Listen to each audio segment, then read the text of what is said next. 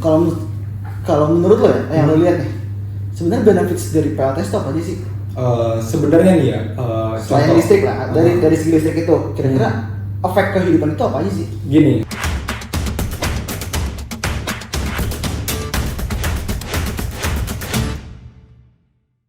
Halo guys, welcome back to our podcast Energy Bar by Solar Warrior. Halo semua, perkenalin di sini gue Edwin. Gue Tope. Di sini just like the other time, kita tuh pengen ngobrol sedikit mengenai pengetahuan yang kita tahu. Nah, terus mungkin bahasannya kira-kira apa nih?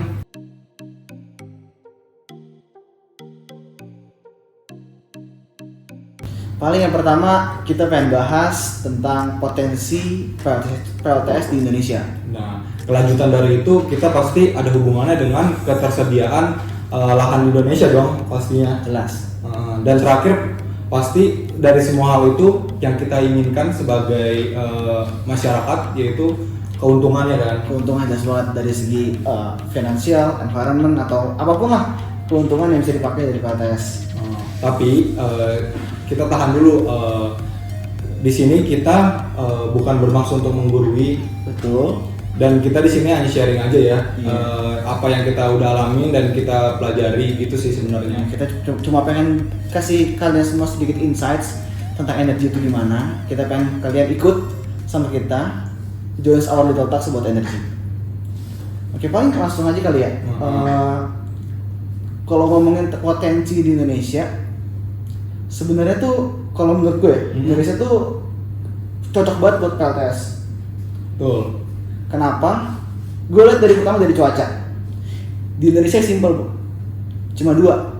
Kalau nggak panas, ya hujan. Gitu nggak? Betul. Jadi kayak nggak usah repot-repot mikirin salju, gitu kan? Mikirin musim dingin. Kayak udah, kalau nggak panas, ya udah besoknya hujan, udah gitu doang. Terus abis itu, jadi ya sebenarnya nggak repot ya buat masang PLTS gitu. Kayak kita tahu Indonesia itu panas banget. Jakarta apalagi. Jadi kayak kalau gue bisa bilang PLTS itu di Indonesia ya ideal aja. Cuma ada satu hal yang mungkin orang-orang luput, orang-orang miss sama hal ini. Kira-kira apa? Yang diserap itu panas atau cahaya. Jadi the true konsepnya itu sebenarnya panel surya itu yang diserap itu bukannya si panasnya.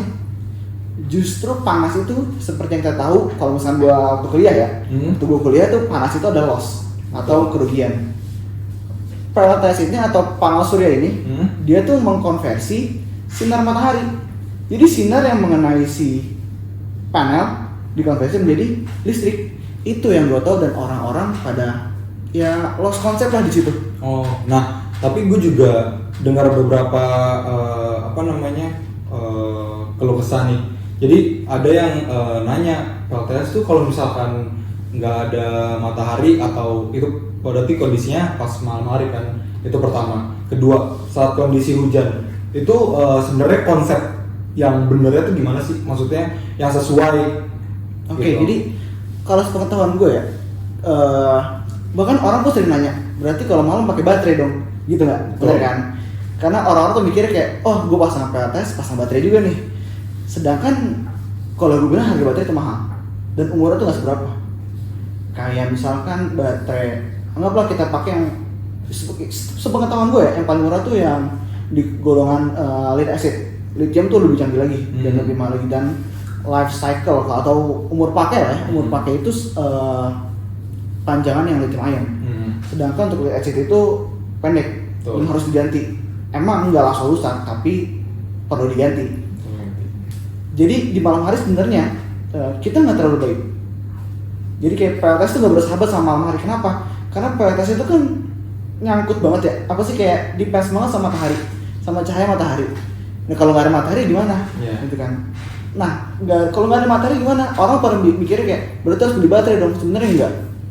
Banyak aplikasinya itu kita bilang istilahnya on grid. On grid itu adalah nyatu sama grid PLN. Jadi ya sebenarnya aplikasinya itu di Indonesia kayak begitu. Dan juga sebenarnya ngomongin tentang PLTS atau panel surya, aplikasi itu banyak, nggak cuma di rumah doang. kita sering ada ngeliat apa ya, misalkan PJU kah, Betul. penerangan jalan umum atau kayak pernah ada isu yang mobil pakai panel juga. Itu kayak ya mungkin itu kayak masih wild idea banget lah ya. Cuman kayak itu kan kayak such a good lead gitu loh. Kayak kita bermimpi dari sekarang, wujudkan nanti. Soalnya gue juga sempat baca beberapa berita itu sekarang udah banyak banget nih dari apa namanya mahasiswa juga atau mahasiswi menggunakan PLTS ini buat membantu lingkungan sosial. Contoh kayak di masjid.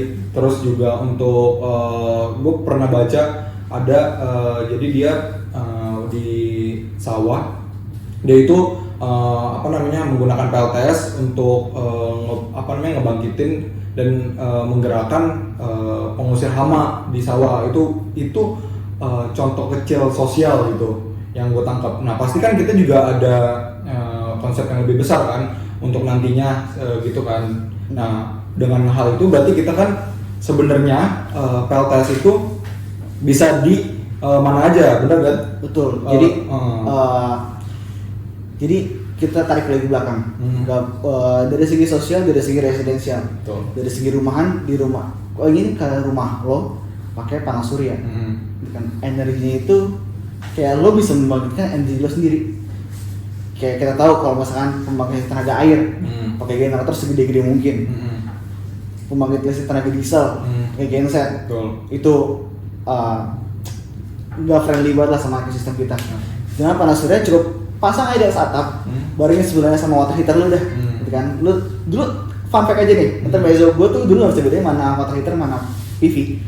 Karena bentuknya sama. Bentuknya gue kuliah, itu gue belajar. Iya. Tapi itu kayak banyak, jadi kayak anggap aja rumah lu pakai semua di powered by matahari. Kayak keren banget gak sih? Ya berarti intinya itu kan sejalan dengan perkembangan zaman gak sih? Makin lama makin maju, apa yang baru akan dilakukan, akan digunakan. Betul. Teknologi kan pasti naik terus kan. Teknologi itu berkembang terus. Efisiensinya sekarang mungkin kalau yang tahu ya, efisiensi itu sekitar 20%, artinya 20% matahari yang diserap jadi cahaya. Mungkin gue nggak tahu gitu gimana, tapi ya moralnya kayak gitu lah ya. Berarti kan yang gue tahu pun PV itu bakal berkembang terus, teknologi berkembang terus. Tapi kalau gue tahu, menurut lo pandangan lo di Indonesia itu gimana sih buat si PLTS itu sendiri? Nah, kalau kita kan tahu nih kalau di PLTS ini enggak ada di Indonesia ada contohnya. Di Indonesia ini sangat luas. Pertama, kita tahu beraneka ragam. Pertama itu, kedua kita nggak cuma daratan, ada perairan juga. Nah, yang gua telah pelajari selama ini, pemasangan PLTS itu sebenarnya bisa di mana aja. Pertama, karena emang butuh matahari yang cukup, bener kan? Yang kedua, di mana aja pun bisa. Tapi di situ tuh PLTS-nya itu disesuaikan sama penyanggahnya. Contoh di air. Kalau kita di air pasti masangnya yang di mana itu pertama tahan akan gelombang pertama, kedua yang ngapung karena ya disesuaikan dengan perairan kan itu. Yang ketiga itu buat kalau di air. Nah selanjutnya kalau buat di darat banyak. Yang tadi udah disebutin kalau misalkan kita di rumah bisa pasang di atap. Itu. Yang ke selanjutnya untuk di darat itu kita masang fondasi. Nah sekarang udah banyak banget pembangkit-pembangkit di Indonesia nih yang kapasitasnya besar yang lagi dicanangkan oleh pemerintah untuk meningkatkan energi baru terbarukan. Nah semua sebenarnya harus mendukung program itu karena itu menuju hal yang lebih baik, bener kan? Dan mungkin ya kalau mau pemerintah juga punya program yang 23% itu ya. Betul. Oke, jadi sebenarnya tuh PV itu bisa dipasang di mana aja? Kalau selama yang gue pelajari nih, selama yang kita kan terus berkembang, maksudnya kita mau terus lebih baik kan. Nah kita pasti makin ngikutin zaman sih. Ya yang setahu gue ya semua bisa asal itu pasti dikaji terus sama ilmuwan dan lain-lain tentang hal itu gitu. Berarti sebenarnya gue tuh punya wild idea kayak pembangkit itu disatuin. Misalkan kayak di tengah laut lo pakai pembangkit tenaga ombak, ada nggak sih? Ada kan ya? Ada pembangkit tenaga ombak. terus disertai juga sama sama PLTS. Terus gue denger juga ada namanya yang PLTS depan belakang, jadi kayak dapat sinar matahari dari laut juga yang pantulannya itu. Itu kayak anggaplah satu lokasi yang dipasang kayak gitu, itu bakal ngasihin energi seberapa besar gitu kan. Kayak itu what gue, tapi kan ya siapa tahu who knows kan 5-10 tahun lagi kayak gimana. Nah, gue juga sempet sih sharing-sharing sama senior gue atau teman-teman gue yang sekarang lagi kuliah di luar gitu. Mereka juga sekarang lagi ngembangin nih konsep-konsep kayak gitu, menggabungkan pembangkit-pembangkit gitu sih. Jadi ya kita terus berkembang aja, menyesuaikan zaman sebenarnya. Dan yang lu bilang tadi bener banget sih, itu bakalan 10 tahun ke depan itu bakalan mungkin terjadi gitu. Kita lihat aja contoh sekarang udah mulai berkembang kan. Dan gue yakin banget perkembangan teknologi itu juga sejalan lah sama perkembangan harganya. Mungkin kayak dulu pasti kebayang banget kita harga panel surya tuh pasti mahal banget ya. Satu PCC itu kan pasti kayak ya gimana dah orang ngejual benda yang bisa mengubah matahari dan cahaya doang di listrik. Itu kan pasti kan awal launching, awal keluar kayak terus keluar langsung mahal banget kan. Kalau sekarang mungkin harganya bakal bandingin jauh banget sama waktu kita SD mungkin. Ya kalau ya betul, ya contoh aja simple kayak kita beli HP yang baru keluar pun gitu, ya tau lah merek apa yang harganya selangit itu gitu kan. iPhone. Nah, itu kan. Nah, jadi ya kayak gitu pasti setiap tahun mengalami penurunan harga sih gitu sebenarnya. Kita terus berkembang aja sih sebenarnya gitu. Iya. Ya kita harap sih perkembangan ini juga cepet-cepet lah. Gue pengen ngeliat masa depan. Ya. Sebenarnya ya sebagai insan manusia nih ya. Manusia. Nah, kita kan biasanya pengen ngelakuin dengan melakukan hal yang nggak cukup banyak tapi mendapat manfaat yang tinggi kan. Itu udah banyak banget, setiap manusia itu pasti pengen itu udah hukum alam. Gua pun kayak gitu, lu pun kayak gitu kan. Maksudnya semua kita di sini bukannya gimana, cuma ya bener kan kita pengen ngelakuin hal sedikit gitu misalkan, tapi pengen manfaatnya tuh besar gitu kan buat diri kita atau buat orang lain seperti itu. Nah, tapi tuh kalau menurut lo ya, yang lo lihat nih, sebenarnya benefits dari PLTS itu apa aja sih? Sebenarnya nih ya, selain listrik lah, dari segi listrik itu, kira-kira efek kehidupan itu apa aja sih? Gini, sebelum kita ke benefitnya, kita pahami dulu konsepnya. Sesimpel ini, PLTS itu sebenarnya kita analogikan seperti kita berangkat ke suatu tujuan dari A ke B. Ambil contoh, kita misalkan mau naik kereta, misalkan dari kota A dan ke kota B. Contoh kota A ya kita kan biasanya anak angker, anak kereta dari Bogor ke kota. Nah, masyarakat orang-orang itu kita ibaratkan seperti energi. Jadi energi itu atau orang-orang masuk ke terminal. Nah, terminal utama awal itu yaitu si panel. Nah, energinya masuk ke situ. Nah, proses perjalanan dari terminal A yaitu Bogor ke kota contohnya, itu tuh selama perjalanan itu ada itu energi itu dialirkan kan, ya kayak kita tujuan dari A ke B lah, itu proses pengaliran kan, penyaluran gitu. Nah, di dalam di selama perjalanan itu ada proses konversi energi. Nah gitu, dari namanya ada direct current itu dan harus bolak-balik gitu kan lanjutannya. Terus di situ setelah itu kita nyampe ke kota nih. Nah, kalau ibaratkan di rumah, kota itu PHB. Kenapa disebut PHB? Nah, energi orang-orang yang sampai di kota, mereka punya tujuan masing-masing. Nah, mereka pergi ke suatu tempat yang emang mereka ingin tuju. Sama seperti si PHB itu ngebagi. Nah, setelah ngebagi itu kita pakai buat misalkan buat AC, buat TV dan lain-lain. Nah, ada nih penghematannya untuk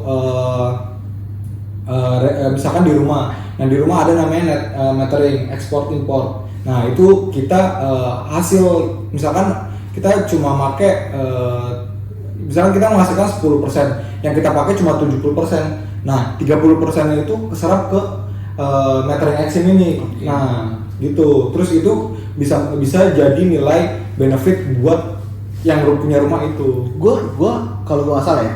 Jadi itu soal berarti kan dipakai rumah ya. Seingat gua, jadi kalau misalkan PLTS itu diatur sama pemerintah. Jadi pemerintah kita juga somehow bukan somehow sih, jelas dan seharusnya mendukung PLTS penggunaan untuk private use. Ada di Permen nomor 49, Permen SDM itu ngatur tentang si net metering itu. Jadi kalau nggak salah kita menghasilkan energi kita hasilkan sama PLTS kita nih, yang tadi lu bilang, anggap Pak keluarnya 10 kilowatt misalkan, terus kita cuma pakai 7, berarti 30 nya lagi dibeli sama PLN sebesar 65%. Kalau nggak salah kayak gitu. Jadi berarti more or less kalau kita lebih pun ngelebihin hasil produksi terus kita jual lagi, itu malamnya bisa kita pakai lah ya. Betul. Nah jadi mungkin kalau gua analogikan, kalau gua pikirkan, penggunaan net metering itu sama aja kita pakai baterai. Tapi baterainya besar banget, itu PLN. Dan karena dibeli 65%, kita anggap 35% itu ongkos baterai. Ya nggak sih? Betul. Jadi kayak nggak perlu takut malam hari juga, karena kayak orang mikir kayak pasang PLTS berarti ntar malam mati dong, perlu pakai baterai, ntar kalau baterai nggak habis nggak cukup gimana, gitu kan? Kayak tenang aja, jangan khawatir, jangan takut, jangan khawatir, ya, jangan takut, jangan khawatir, ada PLN, PLN.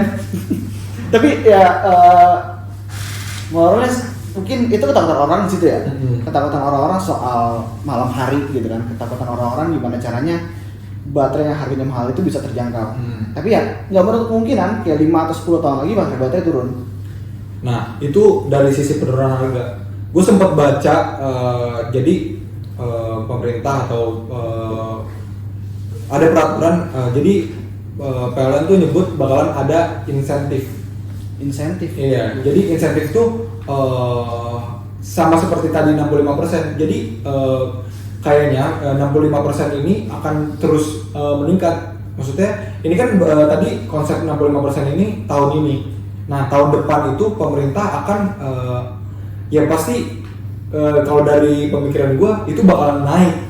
Ya pasti bakalan terus dinaikin karena itu membantu pemerintah juga dong buat mengurangkan emisi juga kan. Jelas. Itu ngomong-ngomong efisiensi. Jadi tuh gue pernah ngitung-ngitung ya. Gue nggak tahu gue ngerjain tugas atau apa, gue lupa. Jadi tuh kalau kita menggunakan panel surya 1 kilowatt peak itu bisa menghemat sekitar 0,7 kg karbon dioksida. Jadi karbon emisi kita tuh bisa kehemat segitu dengan 1 kilowatt peak. Anggaplah kalau lu pakainya itu di 5.000 berarti kan bisa dapet ya 3,5 kg karbon dioksida yang lu hemat gitu kan. Tapi ya itu for another topic lah. Intinya seperti nggak tahu kalau misalkan pakai PLTS itu berarti ngurangin emisi banget ya. Ya dari yang lu jelasin gue sih sebenarnya dapat insight banget sih buat kedepannya kayak gimana. Itu kita di sini dan gue pun ngerasa kayak ya sharing ilmu tuh penting banget. Betul. Jadi kalau misalnya boleh gue rangkum ya, yang gue dapat dari sini potensi di Indonesia itu sangat besar banget. Indonesia suitable banget buat PLTS, buat panel surya. Dari segi cuaca, segi lingkungan, terus area juga itu kan masih berpotensial banget lah ya. Terus juga gue sangat tergiur sama benefitnya si PLTS. Dari savingsnya kan, savings emisi karbonnya gitu, gue sangat amat tergiur. Jadi kayak di Indonesia tuh applicable banget, dan untungnya itu buat kita, baik buat dompet kita, baik juga buat tubuh kita. Kapan lagi kan saat lo berhemat gitu kan, kayak saat orang-orang mungkin pusing sama kayak nggak boleh pakai plastik, air masih di tas gitu kan. Ini kita ya hemat buat kantong, tapi bagus juga buat bumi. Itu keren banget sih. Ya konsepnya sama kayak bermain Lego sih. Jadi itu tuh udah lahan yang tersedia dipasangin konsepnya. Itu tuh kita udah pas banget gitu, bisa kita cocokin, kita bisa gunakan lah istilahnya, mix and match lah ya. Betul. kayak gitu sih. Ya, semoga obrolan kita kali ini memberikan banyak insight buat kalian semua ya. Betul, buat teman-teman kita di sini juga kita ingetin lagi, kita sharing gitu sih sebenarnya. Kita nggak mau menggurui, kita nggak mau paling so tahu, tapi kita cuma pengen ya cerita sedikit tentang tadi potensi Indonesia itu gimana, terus benefits-benefitsnya. Pokoknya kita pengen ngasih another insight lah buat kalian semua. Berarti kita dari Solar Warrior sebenarnya udah mendukung lah istilahnya. Nah, dari hal tersebut kalian bisa tahu apa namanya medsos kita. Yang pertama di Instagram, biasa anak muda Instagram. Kindly check out our Instagram. Di YouTube pun juga kita ada. Ini salah satunya. Spotify pun juga ada gitu sih sebenarnya. Go find Solar Warrior. Solar Indonesia. Semoga nggak bosan-bosan dengan kita. Amin. Dengan kita berdua ya kayak gini lah pembawaannya gitu. Ya itu mungkin sekian dari kita. Buat Don't Worry Baby. Sebelumnya thank you banget udah nonton. Terima kasih semua. Terima kasih banget. Jadi terima kasih udah ngikutin kita dari awal. Terima kasih udah ikut our Little Talks. Jangan lupa check out our Instagram, our YouTube, our podcast, our LinkedIn semuanya. And we will back for you all. Terima kasih supportnya semuanya. Bye bye.